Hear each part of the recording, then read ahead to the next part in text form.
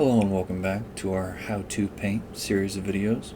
If this is your first time joining us, this is a more kind of beginner friendly, more intro focused kind of guide to painting not only Warhammer but also a wide array of different miniatures and sometimes some bigger figures too. If you happen to join us for the first part of this specific set, you would have seen that we painted this fine little fellow. If you're familiar to Warhammer Plus and you had the subscription for last year, I believe, you'd be aware that this is the Chaos Sorcerer Lord set specifically. It comes with 5 models. Given that this is part 2, this will be the second of the 5 models that we're doing. And we'll be finishing off with the last set of videos, the Chaos Sorcerer Lord himself. So, without further ado, we're going to jump right in here. Now for the second one, just because I couldn't really wait, I'm most excited for this little guy. It's kind of a cauldron with legs. Reminds me kind of like a Nurgling kind of deal. And I believe that the 4 Chaos Gods are kind of supposed to be represented with this set specifically. I believe it's a Chaos Undivided kind of faction. So, we have a wide array of paints to use today. We're actually going to have a little bit of fun with contrast paints as well as a dry brushing paint. For a first layer, we're going to go ahead and use our trusty Abaddon Black, as always. Now normally we use this as kind of a shading layer. However, a large part of our cauldron today is actually going to be black, so we want to do more of a focus on getting good solid coverage with our first layer. And as always, just a bit of water on our brush to thin our paints down. Not too much, given that this is a very small mini. We won't be using too much paint today, but we don't want kind of a real thick first layer here. That'll leave us off to a bad start. And if I can get in the center here, I promise I'm trying to do better with centering my painting videos here. Again, if you're familiar, or maybe this is your first time watching, you may not know that my setup is kind of weird. I have my tripod here. I don't have a desk tripod. The one I happen to buy is floor mounted. I tried to fit it on my desk, and I do not have the room for it, it turns out. So I kind of have it positioned right in the middle of where my chair normally would be. So I am much farther away from my desk than I'd like to be, and it makes this all sorts of awkward. But we've managed with it so far, so we're just going to keep on trucking. And our first layer was kind of thick, so we're going to go get a little bit more water mixed in with our black here. Again, this is a nice coat of Abaddon Black we're using first. We just want to make sure we get a solid coverage, getting all the areas we can. It's going to be kind of tough to get the bottom, just because it's not only a weird angle, but also it's difficult to kind of tell where the legs begin and the cauldron ends with this model specifically. So that's going to be another challenge. I don't know if you can see too well right there. Oops. There's kind of like a seam in the molding, and I believe that's where the legs are meant to end. And if not, we're just going to kind of say that's where it's meant to end, and we'll hope for the best. And as we finish our first layer here, I'll kind of talk you through the next paint we'll be using. It's kind of a question of where we want to go next, right? There's a bunch of little details we can focus on, or we can do something where we jump straight to the legs. So I think my next most obvious point that I want to get to is going to be maybe the inside, the mouth here. And actually, if I get a little bit more black on my brush, I want to focus on kind of cleaning up the outside rim here, because the inside is going to be our main focus, and I don't want to have to kind of go back over it with black, because the inside is going to be much brighter colors, and if you aren't very clean with your painting projects like I am, if you don't have very steady hands, you'll come to realize very quickly that getting darker colors on top of your lighter layers, it's much harder to fix than getting lighter layers on top of your darker layers. And if you don't really understand that and you haven't really painted before, you'll see very quickly what I mean. Let's go ahead and rinse our brush off here. You don't want paint drying on your brush, that's how you ruin it.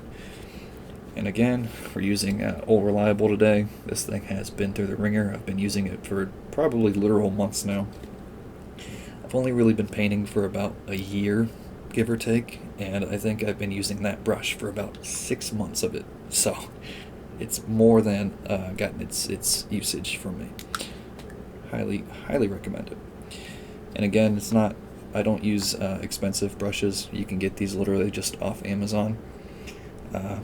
Lexapress, Temu, if you will. You can get them very cheaply. I'm sure your nearest dollar store even has one if you wanted to go that route. So our next color here we're going to be using is actually a layer paint, so it's a little bit thinner than it normally would be. This is Pink Horror, and we're going to be kind of using this for the gums of our little cauldron guy here. Again, you want to make sure that you have your water already mixed in with your paint. You don't want it too thick. We'll just kind of be applying it kind of as carefully as we can, and you gotta bear with me here, I'm doing some weird angles. Just kind of cover those gums, and maybe make sure that you get kind of down in there as well. We will be going over the teeth as well, and actually that's another paint I need to grab. I failed to. Should be somewhere on my desk if I can find it. I have like 4 different shades of white, so we'll see what we get. Gray seer works. We'll try that while we wait for our pink layer to kind of dry out there. And actually, if I can't get a little bit more coverage, we'll try that. I want to focus more on not really missing any spots. I tend to notice that whenever I finish a model, or I think that I finished a model, I always find 1 or 2 little spots that just kind of escaped my field of view. Whether it's just because it's at a weird angle, or whether I'm trying to speed through things for the sake of videos. There's always something, You can't get a perfect try on the first go, in my experience. And again, we're working with some wonky angles here, please forgive me. Let's do a nice second layering of this pink. And knock on wood, I don't want to jinx it, we're actually doing very well with not really spilling onto the outer rim there. There's a tiny little bit at that top point, but we'll ignore that. It should blend right in, especially if we use a wash when we're all said and done. So as this starts to dry up, we will clean off our brush, and for now I will close up my paints I'm not using. I don't want them drying out on us. We are going to move on to the teeth. Now for this we're going to try, actually I'm not going to use Gray Seer. I changed my mind on that. We are going to use Rakarth Flesh. I don't want like pristine teeth. I want kind of more tannish, kind of dirty teeth, right? That only kind of seems to make sense for a creature of chaos. My paint pots would stay open. I really like GW paints, but the paint pots they leave something to be desired. Whether it's paint kind of drying on the back rims just for them to design themselves, or whether they don't like to stay open sometimes. There's just a lot of kind of little flaws that tend to arise, and we're going to be very careful here if we can, and just do our best to paint the teeth here. Now again, our paint is very watered down, so if we make a little mistake, it shouldn't be too big of an issue. especially once it dries. It'll try to blend in a little bit with the layer below it. But so far we're doing pretty okay. And I think that's all of them. Get a chance to double check here. I did miss one. There's one very small little tooth here. That's the joy of doing fun little small models, is that there's tiny details. You need the smallest of brushes to really get them. And go back over where we can. And there we are. It's a good start for our teeth there. We might go over that again with a brighter shade in a minute, just to kind of bring out some differentials with the teeth. You don't really want them all looking the same, right? It's not very realistic, especially for a little Nurgling-esque cauldron pot here. The other thing we're going to do, excuse me, I'm still dealing with this cough that I've had for quite a while now. Doing my best to suppress it, I promise. I am going to actually break out the gray sear because, and I'm not sure you can tell now that it has black all over it, our cauldron here has a little bit of almost like goo spilling out over the edge, if you can see. So we want to go over that with a nice layer of gray sear, kind of bring it back to a brighter color, because we're going to be using a contrast paint on it. And the thing about contrast paints is that applying them to a dark layer is really ineffective, in my experience.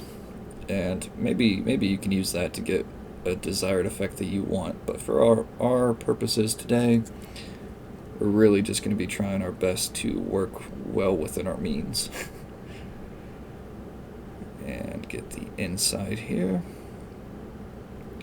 Again, it's kind of hard to tell where it ends and begins. So we're just going to kind of do our best to guesstimate. We'll go over that one more time with another very thin layer. That's the other nice thing about having very watered down layers, is that they dry very quickly, especially if you're using a very small amount of paint each time. Which, if you haven't seen any of our last videos, that's a thing I like to stress, is not only having thinned paints, but having a good amount of paint on your brush at any given time. You really don't want to overload your brush, otherwise you'll get the same effect as if you weren't thinning your paints at all. And that's just not fun for anyone. And actually, I used Ricarth Flesh there, which I didn't mean to, but it's light enough, it'll work. Now that starts to dry, I will show you what I mean by contrast paints. It is a kind of weirder style, almost like a speed paint, if you're familiar with Army Painter. I think speed paints are actually a little bit thicker. It's more kind of akin to a wash or a shade.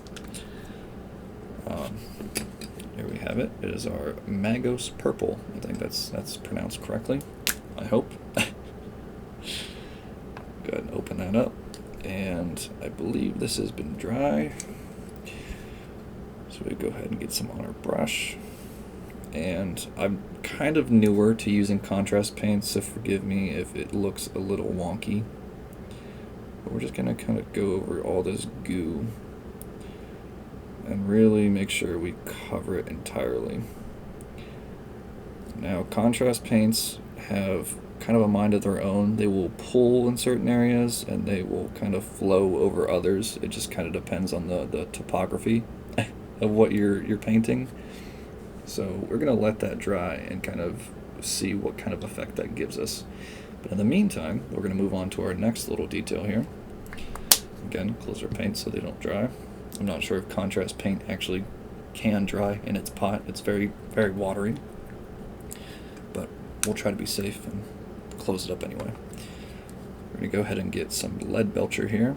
It's a very nice silver color if you're new to this. And we're going to go ahead and try to take care of this ladle.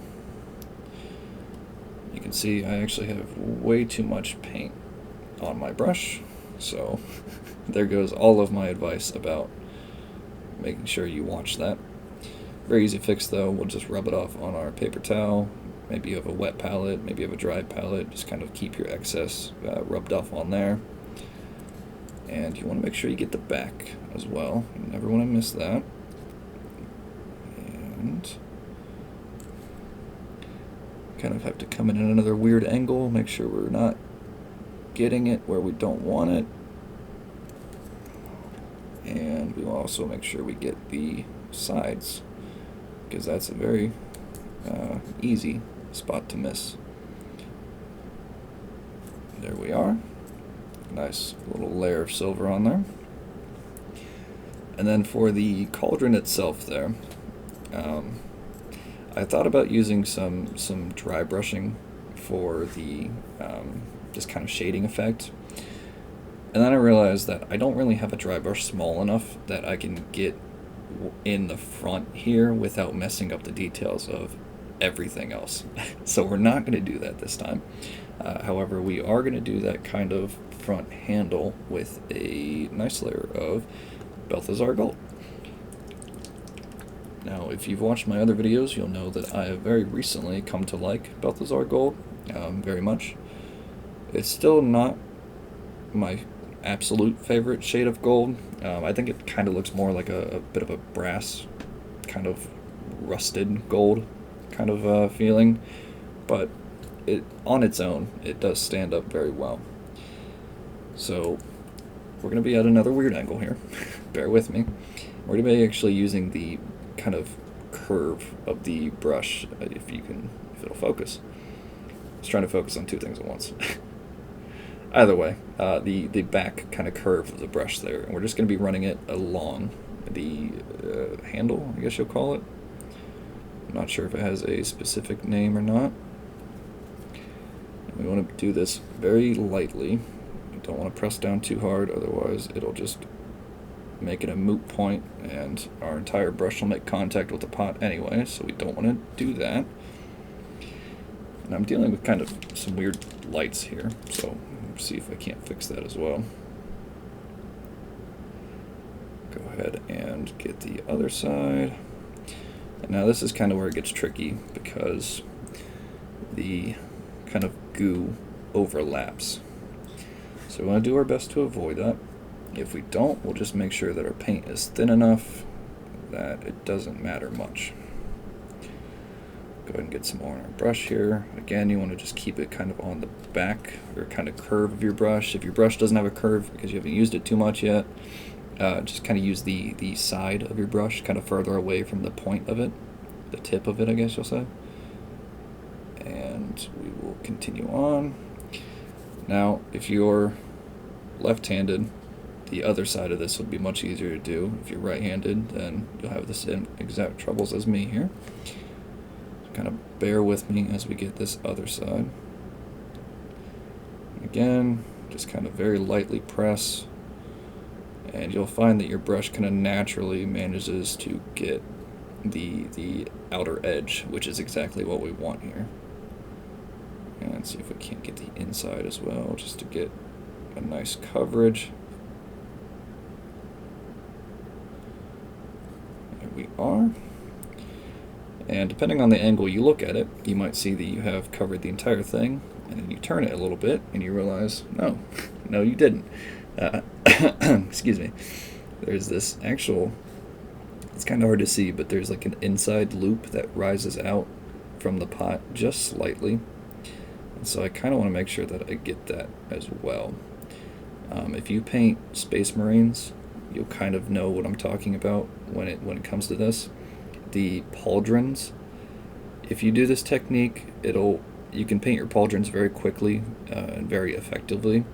But when you turn them and you look at them from another angle, you realize that it doesn't get like the inner, there's like a little lip that you can miss, and that's very difficult to paint on its own, but even more so if you use the technique that I'm using here. So we're going to get some more on our brush, and there's I don't know if I can show this, there we go, there's also a bottom lip there, and with the painting handle in the way, it kind of makes this difficult to show, but we're going to do our best to just go along the bottom of it. try to avoid getting it on the pot itself. And again, we're going at some wild angles here. Don't worry, it doesn't look, it looks equally as weird for me as it looks for you. I can barely see what I'm working on here. And the plus side of that is it means that unless someone is like picking up and doing a full 360 inspection of your model, they won't be able to see the bottom of it if you missed any, so don't worry too much about it. Now, we are going to go back and do another layer of that purple because it's not quite where I want it to be. It's a good start.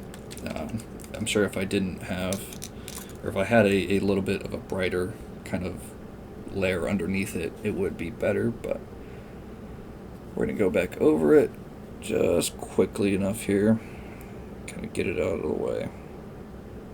You can see I kind of spilled it onto that gold, which is not what I intended to do, and it should kind of clean itself up a little bit once it dries. We'll actually go back in here, we'll get the paint off our brush and just kind of spread it around manually. That's the nice thing about contrast paints, is that while they're pooling, you can kind of direct it where you want. So it won't look perfect. We might have to go back over that tiny little bit of black there ourselves once we're done, but we'll see once it dries. Now onto the fun part, and probably the second largest part besides the cauldron itself. We're going to be doing the legs. Now I'm going to be doing a nice layer of Castellan green, which is, if you paint Cadians, it's kind of your base army color, and we'll see if it's kind of gives us the effect we want here.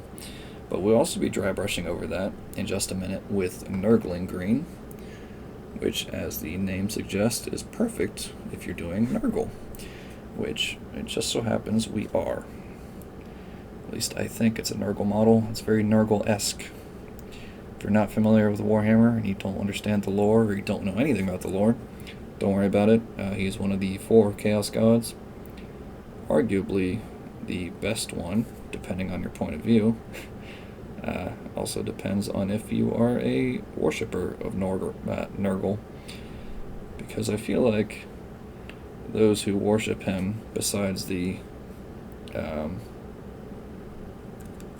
drawing a blank here, the Space Marines who are Nurgle, Death Guard, I feel like they have a bad time, but everyone else who worship Nurgles is loving it, right? He's just a cool dude who wants to do cool dude things. Now, again, we want to be very careful not to kind of get our paint on the cauldron itself here, and this is where it gets difficult, I think, and our shading kind of helps point it out, but right there where it goes from kind of that more silverish to that black, I think that's the divide of where the legs are meant to start and end. So we're just going to kind of try to paint along there. And if that's not the case, oh well. That's just how we see it, and that's how we're going to paint it. Again, I'm just trying to paint these guys like the box art. I'm not in much of a creative stage at the moment, so we're not doing any wacky color schemes. Maybe at some point, if I happen to get these models again, we'll do a different set of colors. But for now, we're just doing something very simple, very easy, something that you can follow along to and have a kind of box in front of you as a reference point. Now, the next model that we're going to do is probably the little lizard guy that comes with this box, and I'll show him at the end if you don't know what I'm talking about. If you don't have Warhammer Plus, don't worry about it. It's not really worth getting it just for the models itself. You can buy them on their own from like eBay or something. I know a lot of people sell their models just to make their money back for like the yearly price, which is a good technique if you're not collecting these guys. But personally, I just happened to, actually I was canceling my subscription. I don't really use Warhammer Plus as much as I should. I don't watch the animations, mainly just because I don't have time to. Usually I'm busy watching cartoons with my kid or something. But I was going to cancel it, and it notified me. It said, hey, by the way, you have a package ready to be shipped, and you can pick one of the models. So I thought, well, that's perfect timing. And I was just starting out this channel, so I figured, hey, we can get this. We can do a little paint tutorial on it, and that'll be pretty fancy. So that's what we're here doing now. And we're just going to go back over with another very thin layer of our green, just to kind of make sure we didn't miss any areas. I can already see kind of on the feet where I've been kind of lax with getting full coverage, and again, it's just kind of because of the weird angles we're working at. And there we are. Make sure this gets fully covered. Our next layer is going to be dry brushing, and I think that's going to probably finish us up for this specific model, just for now. I might do another very thin layer of black, but we'll see where we stand once we're finished here. Go ahead and just really make sure we kind of show off that divide between pot and legs if we can. And there we are. It's kind of awkward. There's like I'm sure you can see, but there's a crease in between the legs and the pot again. I'm guessing that's like where the legs are supposed to be divided from. I don't know. I really just do not know. This thing is all kinds of weird, but I love it. It's a great model. I was very excited to paint it ever since I got it. And actually, before we do the dry brushing, and this will give us a chance to let our green dry, we're going to come back to our Balthazar Gold. It's going to get mixed up with Retributive Armor again, my beloved. If you paint Ultramarines, I think the technical how to paint guide, if you go by like the Games Workshop recommendation, says to use Balthazar Gold, but that's never really looked right for me. I think it's kind of too dark of a shade. Personally, I use Retributor Armor. I say it wrong every time, I swear. It's all right. We'll get past my speech problems someday. But yeah, I feel like Balthazar Gold is just too dark, and actually I used Cantor Blue instead of McCrag Blue, specifically because I think McCrag Blue is too light, so it's kind of ironic that I think Balthazar Gold is too dark. But I think it's just a better shade overall. However, for these little projects, it gives me a reason to kind of use up my other paints that I don't normally use, so it's pretty nice. And there we have it. Now, while everything is dry, we're going to be moving on to what I think will be our final little piece here, which is our Nurgling Green. Now, I haven't done dry brushing before in this series, so it's going to be kind of a new thing. We want to go ahead and get just a little bit on our brush here, and don't worry, I'll show you if it'll show up well on camera. Maybe focus. It just wants to focus on that model. For once, it's doing the right thing, and I don't want it to. Excuse me. But, so there you can see we have a little bit of our paint there. Now, it is wet, so what we want to do is get our handy-dandy paper towel here. Just kind of go in circles until we have a very thin amount of our green. And we want to be very careful not to get on the pot itself. We just want to dry brush away on the kind of legs, just on the raised up areas, right? Don't want to focus too much on the where your shadows would be, otherwise it's kind of counterintuitive. That's not how it would be if you were looking at this in real life. And we're going to go ahead and get just a little bit more, just so we can do the backside. Again, it comes out very wet on the brush, so you want to rub it into your paper towel just till you have a little bit on your brush. And we'll come back to the backside, and we'll just kind of go in circles a little bit here. You don't want to focus on too many areas, or too singular an area.